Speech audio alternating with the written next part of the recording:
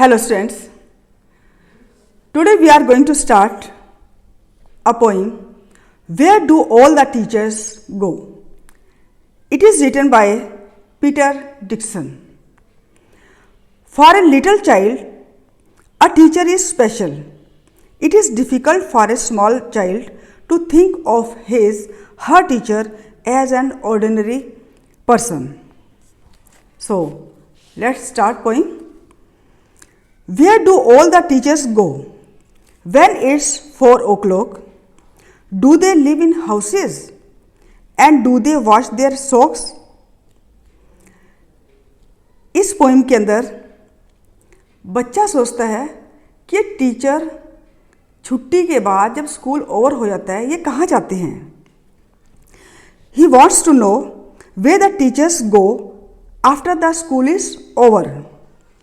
He wonders if they live in ordinary houses and wash their own clothes.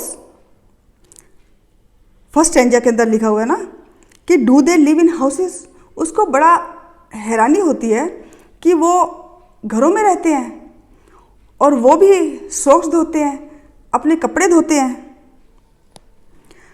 Do they wear pyjamas and do they watch TV and do they pick their noses the same as you and me?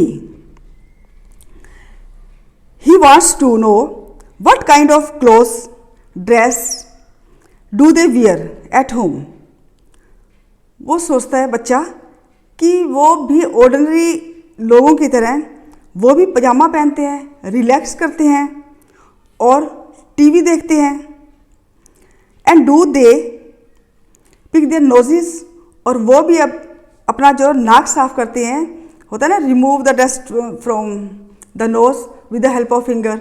इसका मतलब pick their noses का कि नाक साफ करते हैं उंगली डालकर जैसे. तो उसको ऐसे बड़ी हैरानी होती है कि जो टीचर जो है वो भी अपना ऐसे हमारी तुम्हारी तरह नाक साफ करते हैं. Do they live with other people? Have they mums and dads? Mums means mothers, dad means dad, father. And were they ever children? And were they ever bad? He wishes to know if they live with their families. क्या वो अपनी family के साथ रहते हैं, mummy के साथ, पापा के साथ, उनकी भी फैमिली होती है. बच्चा बड़ा हैरान है ये. If ever they had been bad children, क्या वो भी कभी गंदे बच्चे थे?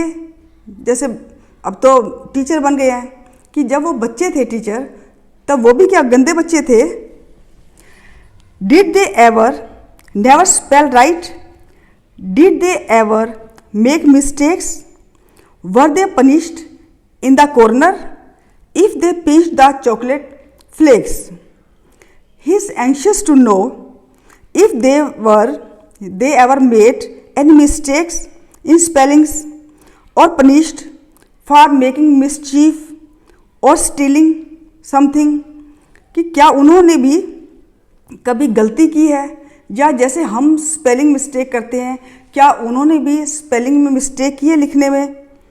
क्या उनको भी पनिशमेंट मिली है कि जैसे हमें पनिशमेंट मिलती है कि कॉर्नर पे जाकर खड़े हो जाओ, या मुर्गा बन जाओ, या कान पकड़ लो, या हाथ ऊपर करके खड़े हो जाओ? क्या उन टीचर्स जब वो बच्चे थे क्या उनको भी कभी पनिशमेंट मिली है कि कभी उन्होंने चॉकलेट फ्लेक्स चुराए हो या कोई और चीज़ चुराई हो? क्या उनको ऐसे हमारी तरह पनिशमेंट मिलती है? इस बच्चे को बड़ा ये क्यूरियस है, जानने का बड़ा इच्छुक है, क्योंकि इन बच्चे के दिमाग में ये होता है कि हमारे जो टीचर्स हैं वो तो बड़े स्पेशल टीचर हैं, ये आम लोग नहीं हैं. Did they ever loss their hymn books? Did they ever leave their greens? Did they scribble on the desktops? Did they wear old dirty jeans?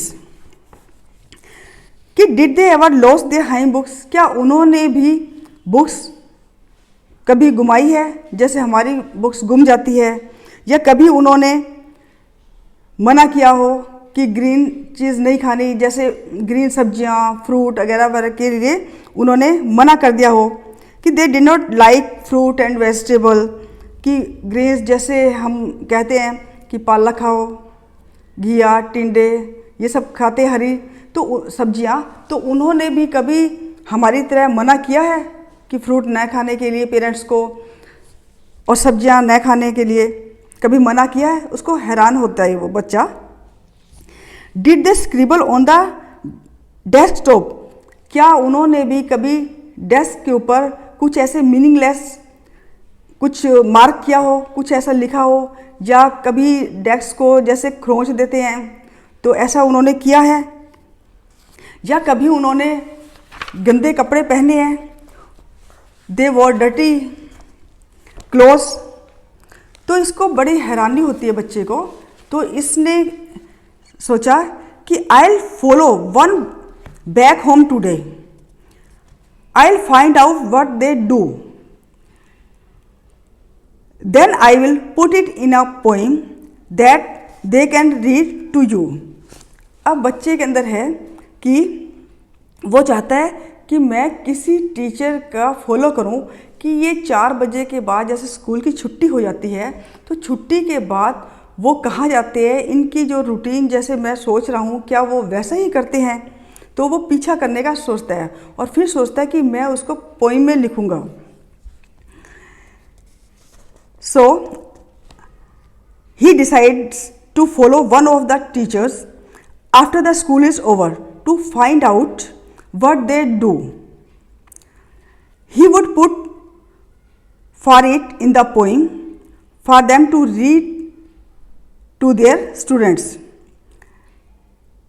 इसने लिखा है कि then I'll put it in a poem that they can read to you. तो वो कहता है कि ये सारी बातें जो है मैं इस पोइम में लिखूंगा और उसके बाद जो टीचर है वो इस पोइम को पढ़ेगा किसके लिए, बच्चों के आगे, कि बच्चों को फिर वो पढ़कर सुनाएगा। ये छोटी सी पोइम थी। तो I think you understand this poem. Thank you and have a nice day.